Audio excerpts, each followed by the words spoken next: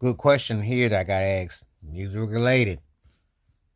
Better anthems for uplifting and message music, the 70s or the 80s? It's going to be the 70s and a blowout. With all due respect to We Are the World and State of Independence and That What Friends Are For, and the message for Grandmaster Flash and the Furious Five, which was a strong, strong song, might be the greatest hip hop song anthem ever than Fight the Power with Public Enemy PE. But the 70s, Fight the Power with the Ozzy Brothers, stomps a mud hole through most of the stuff that you hear. Future Shock with Curtis Mayfield. Come on now. We have so much message music. Wake Up Everybody. Hell, remember the Blue Notes. I mean, the singing and the vocals and the styling. What's going on? Marvin Gaye. Living for the City, Stevie Wonder. I can go on. There was so many message songs in the 70s that it just cut the red tape, and it was so direct that you'll never get another era where to me a lot of stuff in the 80s almost sounded like it was cotton coated, like it had feeling. And I like We Are the World. I'm not even going to even dispute the message music was strong, some anthems, but 70s anthems had packed so much punch, they had so much soul and riff.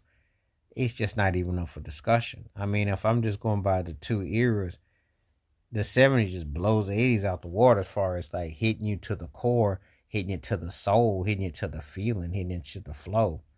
It just wasn't even up for discussion. It's amazing too, because sometimes people will like try to like, say, oh well, that was this or blah blah blah. I'm like, long. When you got great music, you got great soulful music. You can't even argue that. And it's not even up for discussion to me. It's just a matter of what you're going to use common sense. And then you just got to come towards your senses that, hey, it ain't even close. Because it ain't even close to me, you know.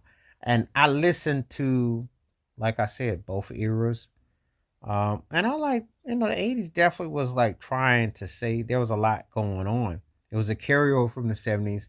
And it was always trying to appeal that you had that, that awareness. But when we get to the height of what the groove and the melodic and the strength was, I think that's one of the things that made 70s music so strong and distinctive.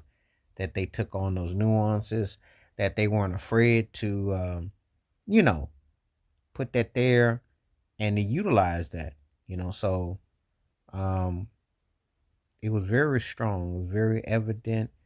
It was very mindful. It was very, that it had to be put in a certain way.